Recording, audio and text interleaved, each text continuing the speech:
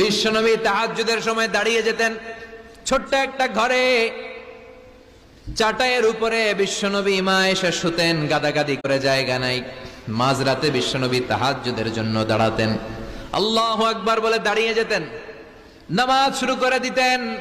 বিশাল বড় সূরা পড়তেন, কেরাত পড়তেন, রুকু করতেন, কিন্তু সিজদার জায়গায় সিজদা দেওয়ার জায়গা নাই। সিজদার জায়গায় মা এসা পা বিছিয়ে শুয়ে আছে।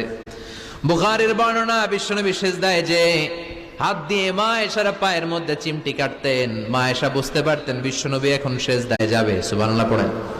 মা এসা বুঝতে পেরে পা দুইটা সরিয়ে নিতেন, বিশ্বনবী সিজদা দিতেন। সিজদা দিয়ে বিশ্বনবী যখন আবার দাঁড়িয়ে যেতেন, মা আয়েশা পা বিছিয়ে আবার শুয়ে পড়তেন। কি ইবাদত ছিল বিশ্বনবীর! হাত্তা তাতাওয়াররামু খাদামা। মা আয়েশা বলতেন বিশ্বনবী দাঁড়িয়ে থাকতে থাকতে এত সময় ধরে তাহাজ্জুদের সালাত পড়তেন, ওনার পা গুলো ফুলে এরকম টিউব